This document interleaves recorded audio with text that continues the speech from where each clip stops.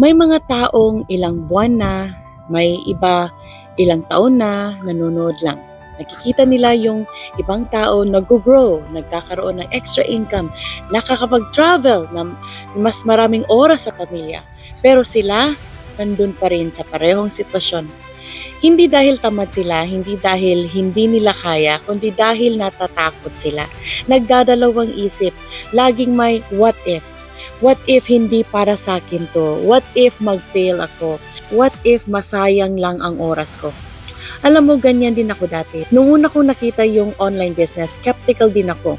Ang dami kong tanong, ang dami kong duda.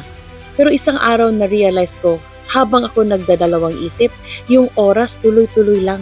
And worse, yung ibang tao nag-start na. Kaya ako, kahit natatakot, nag-start ako.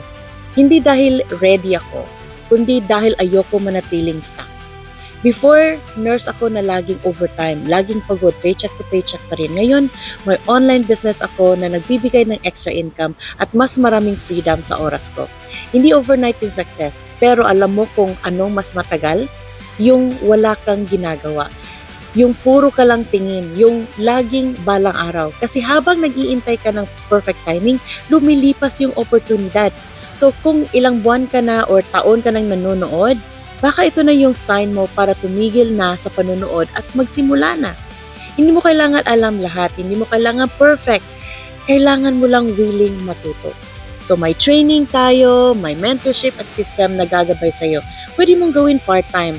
Gamit lang ang phone or laptop. So kung ready ka na tumigil sa sana all at gusto mo na ring magsimula, message mo lang ako at ipapakita ko sa iyo paano ito gumagana.